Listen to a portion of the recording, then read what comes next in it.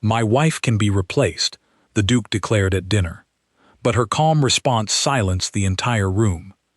There are moments in life that feel almost too quiet before something huge happens. Like the second before lightning strikes. The air goes still, the birds stop, and something inside you knows, even before your brain catches up, that everything is about to change. This is one of those stories. It takes place around a dinner table. A very fancy dinner table, yes. Crystal glasses, silver cutlery, candles tall enough to cast warm shadows across the ceiling. But don't let that fool you. What happened that evening was not about wealth or titles, or how the napkins were folded.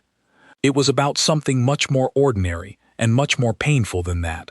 It was about a woman who had been made to feel small for a very long time by the one person who was supposed to make her feel safe, and it was about the night she finally stopped letting it happen. Let's go back to the beginning, because to understand what happened at that dinner table, you need to understand how Elara got there. Elara grew up in a family that was comfortable but not wealthy. Her father was a quiet man who repaired watches for a living. He had a small shop in the older part of the city, tucked between a bakery and a bookstore. Her mother taught school. They didn't have a lot, but they had enough, and they had warmth. Elara remembers her childhood as a place that smelled like wood shavings, and her mother's cooking, and the particular mustiness of old books. She was the kind of girl who read everything she could get her hands on. She didn't just read stories. She read about history, about law, about how the world was organized and who organized it and why. Her teachers used to say she had a mind like a trap, not in a cold way, but in the sense that once a piece of information went in, it never left. She remembered things. She noticed things. She was the child in class who didn't raise her hand loudly, but who always had the right answer when the teacher called on her. She was 23 when she met the Duke. His name was Aldrich. Duke Aldrich Montclair. The name itself sounded like something carved into the front of an old building. He was older than her by 11 years, and he came from a family whose roots in this country went back centuries. Old money, old land, old name. He moved through rooms the way people do when they've never had to wonder whether they belong somewhere, with a certain ease that can look like confidence and sometimes is just inherited habit. When he first approached Elara, she was at a gallery opening, one of those evenings where the wine is expensive and the conversation is thin. She had come with a friend. She wasn't looking for anything, but Aldrich noticed her standing in front of a painting that nobody else had stopped at, a small, almost overlooked piece tucked in the corner, a woman sitting alone in a garden, looking at her hands. He asked her what she saw in it. She told him, in detail, with genuine feeling. He was, she would later admit, charming in that moment. He listened the way people rarely do, leaning slightly forward, asking real questions. He wasn't performing interest, or if he was very good at it. They saw each other 3 more times before he told her he wanted to marry her. Elara's mother had concerns. Her father, quietly, had concerns. But Elara was not a naive girl. She knew the concerns. She had thought them through herself. She went in with her eyes open, she believed. She thought she understood what she was stepping into. What she didn't understand, what no one tells you until you're already inside it, is how gradual the change can be, how slow, how a person doesn't suddenly become someone different. It happens in layers, like paint drying. First one coat, then another, and by the time you notice the color isn't what you chose, there are so many layers that the wall feels thick. The first year of their marriage was not bad. Let's be honest about that. Aldrich was attentive and generous. They traveled. He took her to places she had only read about. She felt for a while like her life had expanded in ways she hadn't imagined. But somewhere in the second year, things began to shift. It started small. A comment at a party. Not cruel exactly, but designed to remind Elara of her place. Something like, "My wife always means well, even if she doesn't always understand the full picture." Said with a smile, said in front of others. And Elara had smiled too, because what else do you do in that moment, in public, when the person who said it is your husband, and he's already moved on to the next conversation? Then it was decisions being made without her, not dramatic ones at first, the sort of thing you could wave away as practical. He was busy, it was easier, he knew these people better than she did. She told herself she was being flexible. She told herself it was how things worked in a household like theirs. But slowly, over months that became years, Elara found that her voice in her own home had gotten smaller. Not because she stopped speaking, but because no one around her treated her words as worth weighing. The staff took their instructions from Aldrich. The decisions, about money, about guests, about the direction of their lives, were his. Her opinions were acknowledged the way you acknowledge someone holding the door for you. A brief nod, and then you move on. What hurt most wasn't the big things. It was the small, daily, constant message that she was decorative. Present, yes. Valued for certain things, yes. But ultimately, and this word is the one that cut deepest, replaceable. She never heard him use that word, not for years, but she felt it. In the way he talked about other women at dinner parties, their wit, their beauty, their interesting lives. In the way he sometimes looked at her and then looked away too fast. In the way he once said, when she suggested something about the estate that she'd actually researched carefully, "Let's leave that sort of thing to people who understand it, shall we?" She was 31 then. They had been married for 8 years. That night she sat in her dressing room for a long time. Not crying, just sitting, looking at the person in the mirror and asking her a quiet question. How long are you going to pretend this is fine? The answer that came back surprised her. Not much longer. What Elara did next, she did alone. She told no one, not her closest friend, not her lady's maid Nora, who had been with her for 6 years, and who knew Elara's face better than most people know their own front door. She told no one because she understood, with a clarity that felt like cold water, that the moment she told someone was the moment she lost control of what happened next. She started reading. She had always read, of course, but now she read differently.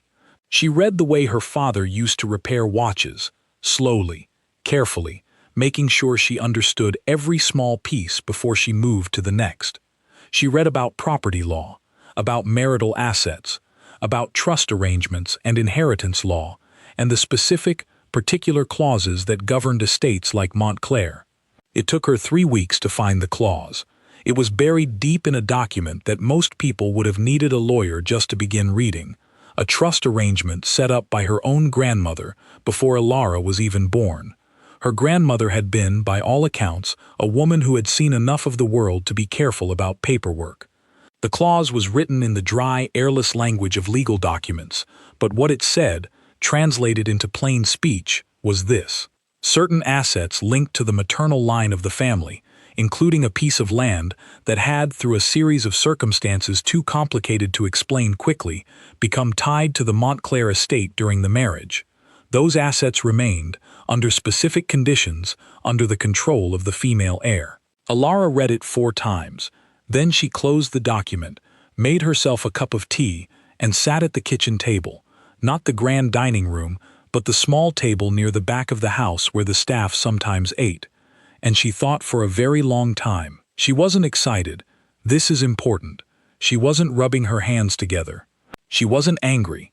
She was calm in the way that people get calm when they've made a decision they know is right, and they know they have to be patient, and they know the patience itself is going to be the hard part.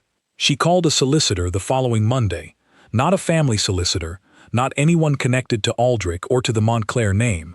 Someone new, someone she found through a friend of a friend who had no connection to her world. His name was Mr. Osei.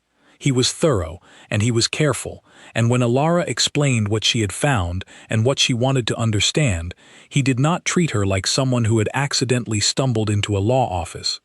He treated her like a client who knew what she was doing, which by that point she did.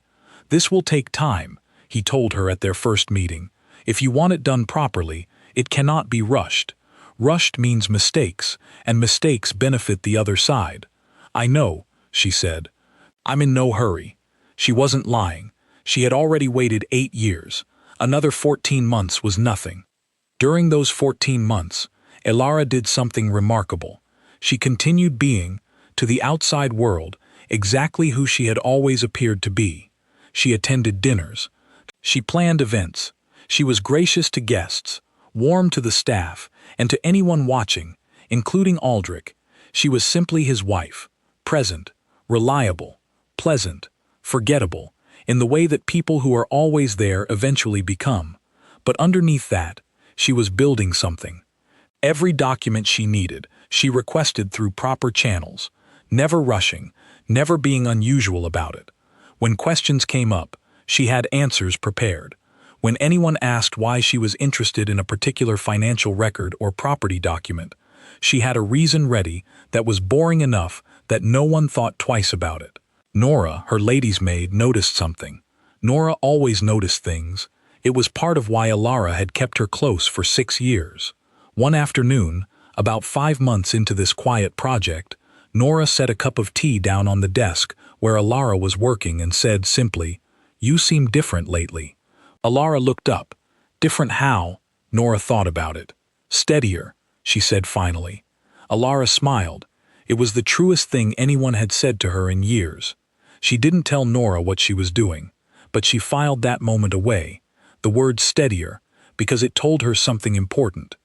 It told her that the work she was doing wasn't just legal work, it was also making her herself again, the version of herself that had sat in galleries and talked about paintings and had opinions worth hearing. She also noticed, during those months, something she had suspected but not confirmed. Aldrich was spending time with someone. Her name was Vivian.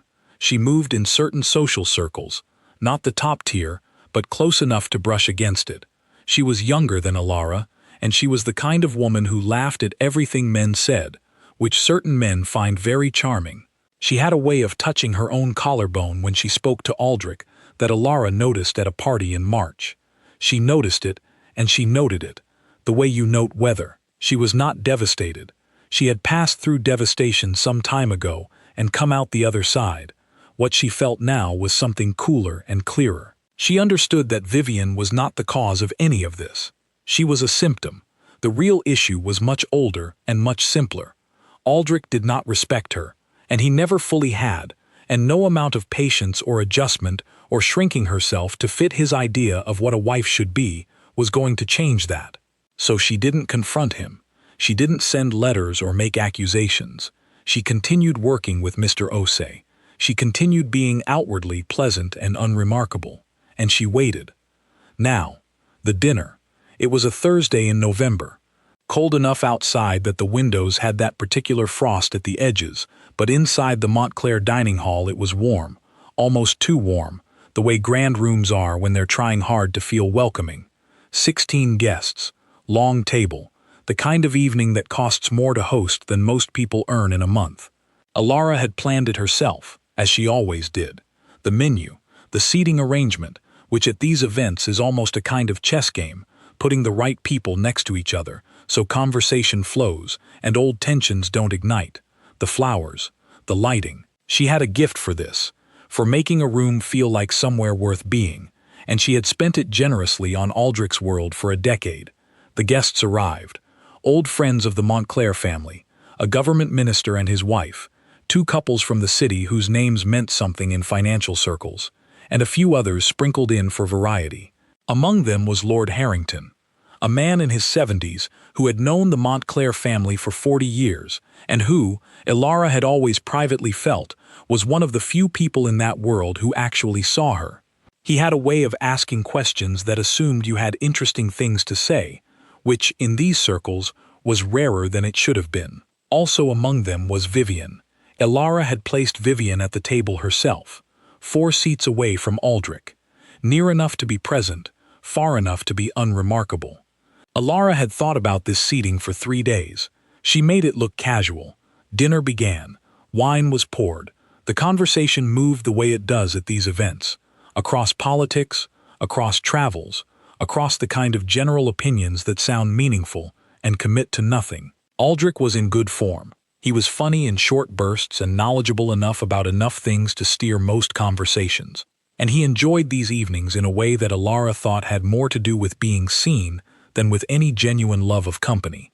She watched all of this from her end of the table and said the right things at the right moments, and felt, beneath her composure, the particular tension of someone waiting for a bus that is definitely coming. It was during the main course that it happened. Lord Harrington, who was seated near the middle of the table and who had been growing visibly warmer, whether from the wine or the heating or the general atmosphere, lifted his glass and said, in his big rolling voice, "I want to say something. We don't say it enough, those of us of a certain vintage. The women in our lives, our wives, our companions, they hold everything together, while the rest of us stand around taking credit for the scenery. I want to raise a glass to the irreplaceable women at this table." It was generous.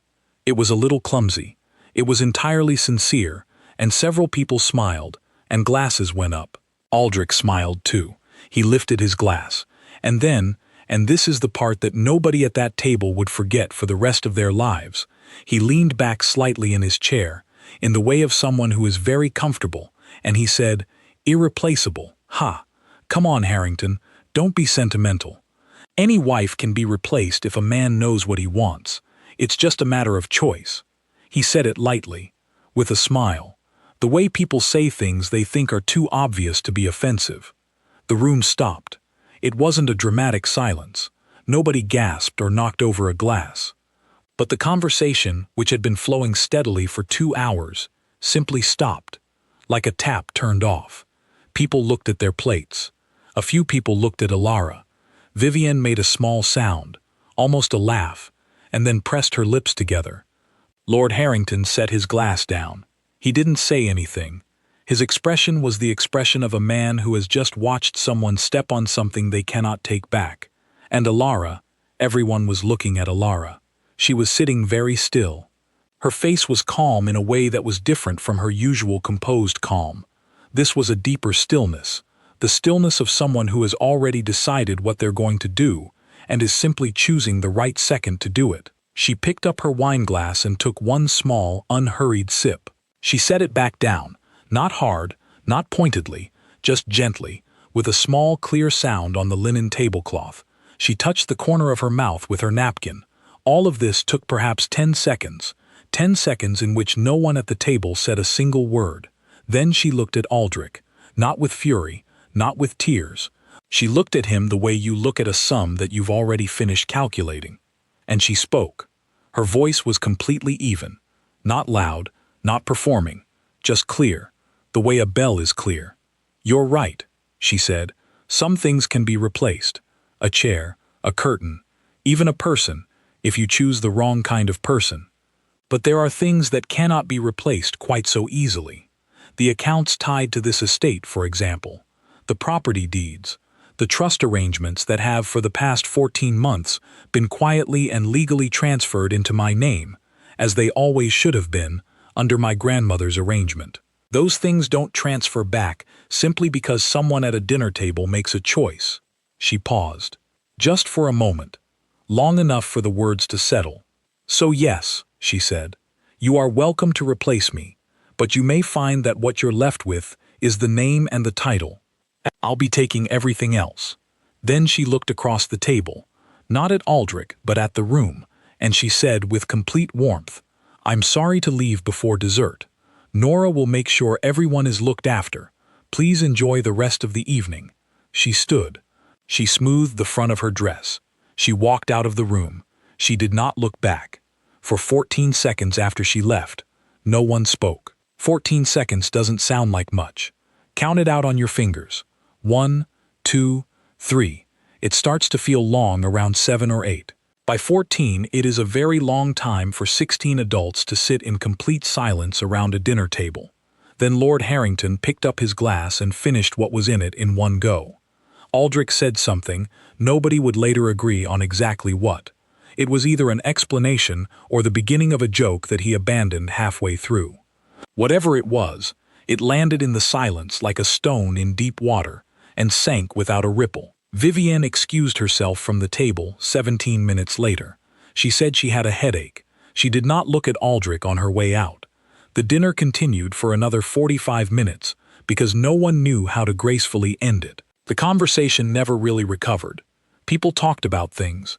Weather, a recent trip someone had taken, a news story. But it was the conversation of people going through the motions while their minds were somewhere else entirely. Lord Harrington didn't say much for the rest of the meal.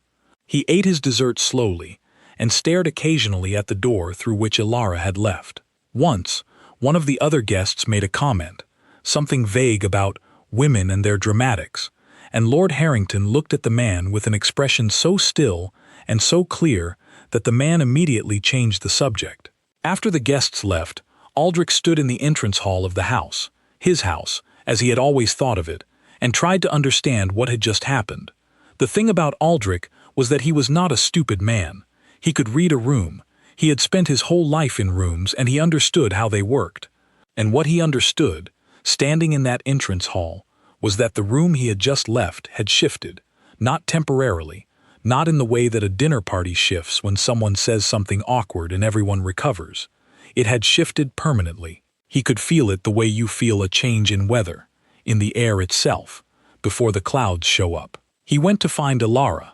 She was in the small sitting room at the back of the house, the one that had always been, in some loose but understood way, hers.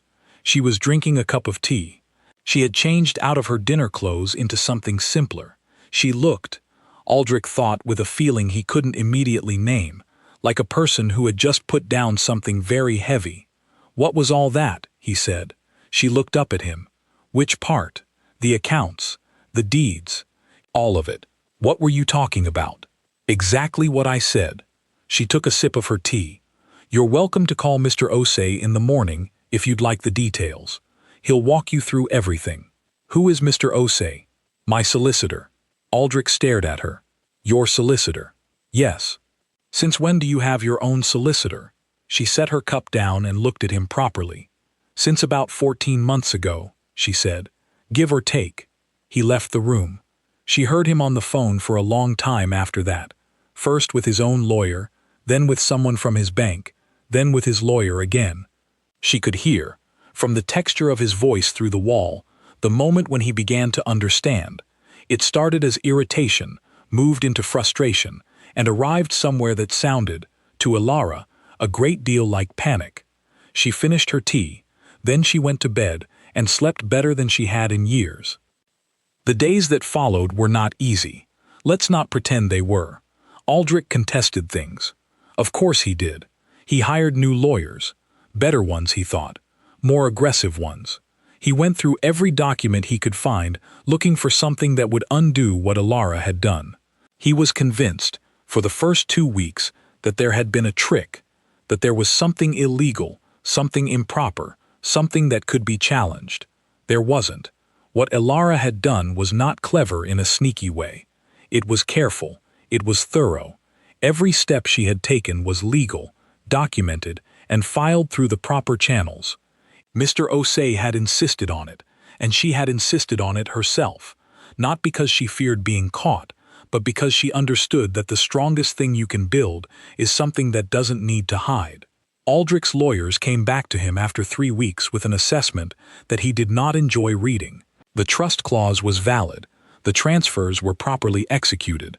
The property deed situation was, if anything, even more solid than Elara had described it at the dinner table, because there were additional layers of documentation that she hadn't mentioned. She had only mentioned enough to make the point. His lead lawyer, a careful man who had been in this work for 30 years, sat across from Aldrich in an office chair and said, without pleasure, "Sir, whoever advised her knew what they were doing. I would recommend settling." Aldrich said several things in response that we won't repeat here. Then, eventually, he said, "Fine." There is a moment in Lord Harrington's account of all this. He spoke about it once, privately, to a close friend, where he described the morning after the dinner. He had gone home that night and found he couldn't sleep. He kept thinking about Elara's face when she stood up from that table. He had seen a lot of things in his long life. He had seen courage in various forms. He said what struck him most wasn't that she had been clever, though she had been. It was that she hadn't been angry. The anger would have been understandable, he told his friend. Anyone watching would have forgiven her the anger. But she wasn't angry. She was finished. There's a difference. Anger is still connected to the thing that hurt you. What she showed that evening was something past anger. She had already done the work. She had already moved through it. What we saw at the table was just the last page of a book she'd been writing for over a year. He contacted Elara the following morning. He called the house, the main house, still hers in every way that mattered, and asked to speak with her, and Nora put him through. He told her he had documents, letters he had kept over the years, from Aldrich to various people, from other people about Aldrich, that had never seemed important before. He also had records of a conversation he had witnessed some years ago, at another dinner, where Aldrich had said certain things about the estate and its financial arrangements that were relevant to Elara's situation. "Why are you telling me this?" she asked. "Because I should have said something years ago," Lord Harrington said simply. "And I didn't. And I'm too old to keep letting that sit on me." She thanked him. She meant it. The documents went to Mr. Osei. They were useful. Not critical, because Elara's case was already solid, but useful in the way that additional support is always useful when someone is trying very hard to undermine you. 6 weeks after the dinner, Elara began the process of formally separating from Aldrich. The legal word for it doesn't matter. What mattered, practically, was that their lives, which had been intertwined for a decade in law and in property and in the daily arrangements of sharing a household, were now being carefully separated, like threads being pulled apart from a piece of cloth. One by one, slowly, without tearing, Aldrich moved into a smaller property he owned in the city. The Montclair estate, the main house, the grounds, the things that had been in Elara's grandmother's family before any of this, remained with Elara. He took what was his, she took what was hers. There were lawyers involved in every step of it, and it was not always pleasant, and there were days when Elara sat at her desk with papers spread across it and felt the particular tiredness that comes not from sadness but from the sheer administrative weight of dismantling a shared life. But she did not waver. Nora was there through all of it. One evening, about 4 weeks into the process, Nora brought Elara tea. She was always bringing tea, Nora. It was her answer to most of life's difficulties, and found Elara sitting quietly in the small sitting room, looking at nothing in particular. "Are you all right?" Nora asked. Elara thought about it honestly. "I'm tired," she said. "But yes." Nora sat down in the chair across from her, which she rarely did. "Can I say something?" "Of course. I've worked for you for 6 years," Nora said, "and I've watched you be kind and capable and patient. More patient than anyone had a right to expect. And I want you to know that what you did at that dinner, I didn't see it. I was in the kitchen, but word travels fast in a house. What you did, and everything you'd been doing before it." She stopped, steadied herself. "You should have done it years ago. But the point is you did it, and you did it properly. And She paused again. "I'm proud of you, if that's not too strange a thing to say." Elara looked at her for a moment. Then she said, "It's not strange at all." She meant that too. "Let's talk about Vivian for a moment. Because the story isn't complete without her. Vivian had been, as far as anyone could tell, operating on a certain set of assumptions. She had believed, and this is not uncommon, so let's not be too hard on her, that the situation she had been positioning herself in was moving in a particular direction. That Aldrich was a man of means and property and title, who would, eventually, make certain choices. And she had made herself available and agreeable and charming in anticipation of those choices. What she had not accounted for was what Elara had already done. By the time the news of the dinner and its aftermath filtered through the social circles they all moved in, and it moved quickly, because these things always do, because people talk, because a story like this is impossible to sit on, the picture that emerged was not the one Vivian had imagined.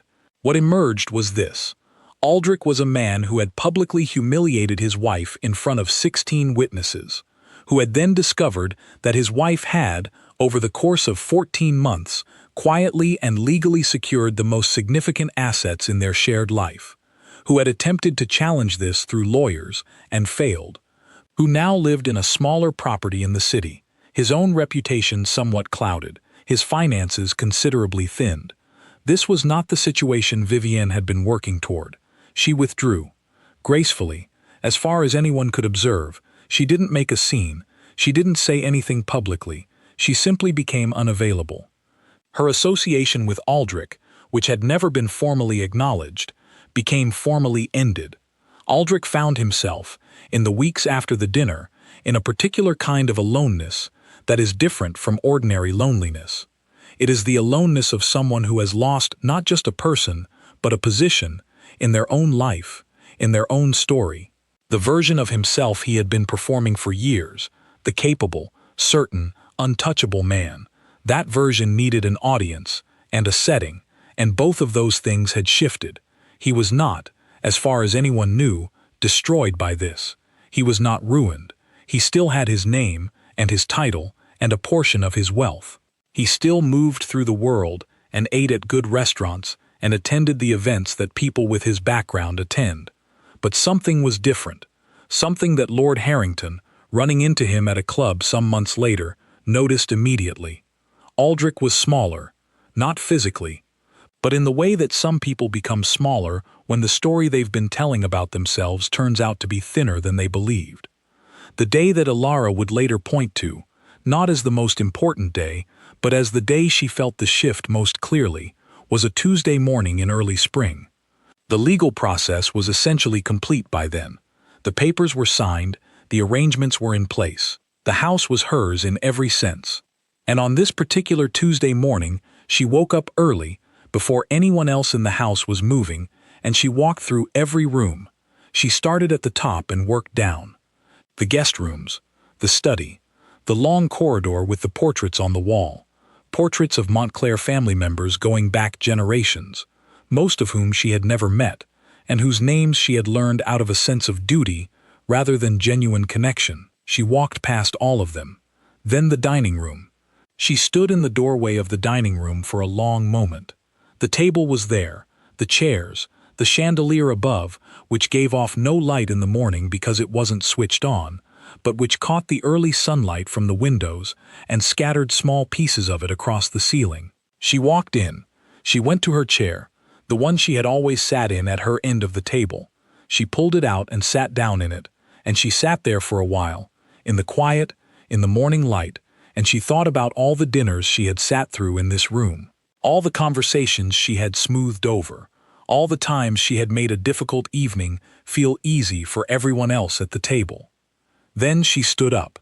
She went to the windows, the big windows on the east side of the room, and she opened them, all of them.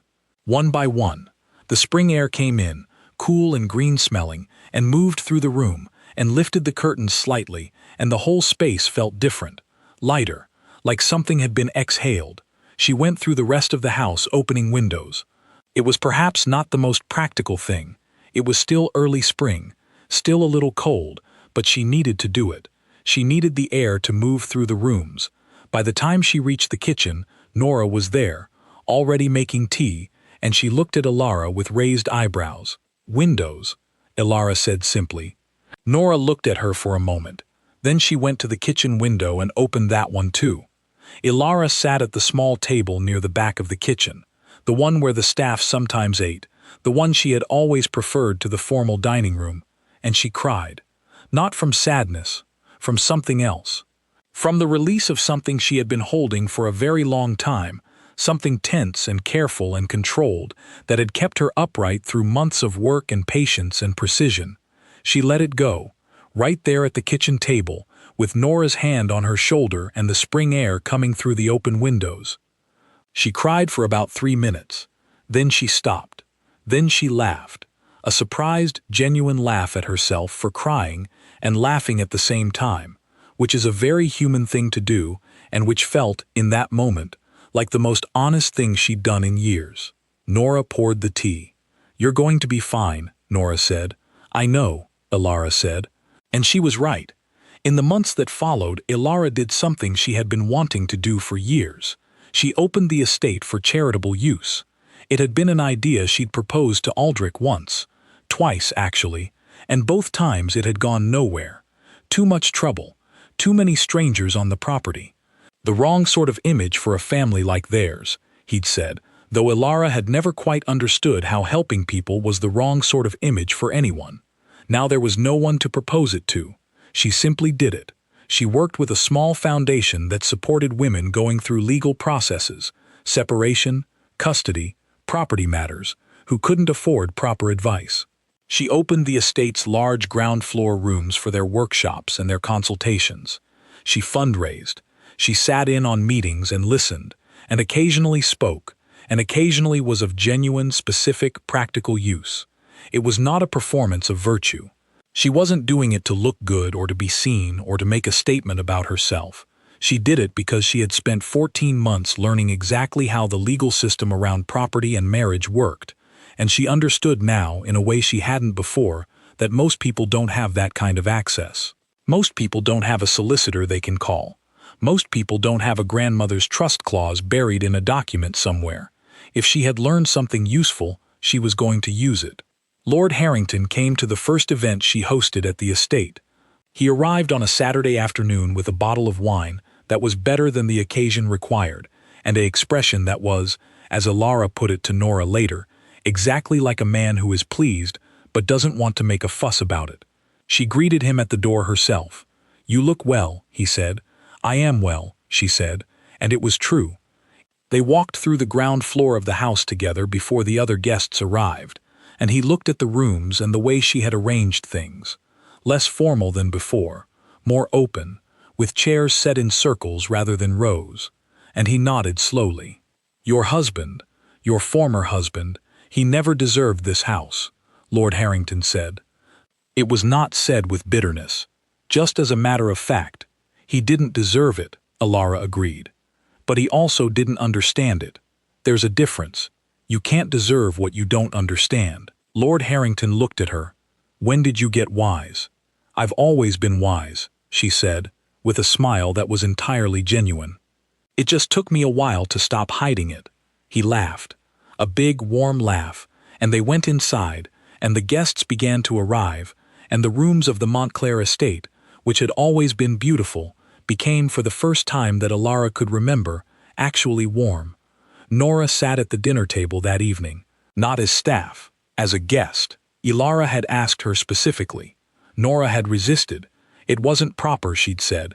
It wasn't how things were done.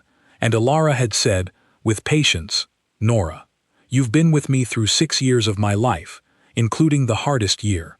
You are sitting at the table." So she did. She sat next to Lord Harrington, who turned out to be extremely good company in the way that certain older people are, full of stories, genuinely curious, with a dry sense of humor that appeared unexpectedly. Nora laughed more that evening than anyone who worked in a household usually allows themselves to. At the end of the dinner, Elara raised a glass. She didn't make a speech. She wasn't the kind of person who made speeches. She just stood and raised her glass and said, looking around the table at the people in it, "To the ones who stayed, and to the ones who remind you who you are." Everyone drank, and that was enough. There's a question people sometimes ask when they hear a story like this. They ask, was it worth it? All those months of quiet work, all that patience, the years before the months, the years of being made to feel small and replaceable and less than what she was. Was it worth it? It's an honest question, but Elara, if you asked her, would say that it's also slightly the wrong question. Worth it implies a transaction, something given in exchange for something else, and that's not quite how it worked. She didn't endure those years so that she could have the house. She didn't build those 14 months of preparation in order to win a dinner table argument. That's not what it was about. What it was about was something quieter and harder to name. It was about the moment you stop waiting for someone else to acknowledge your value and start simply living as though it's already true.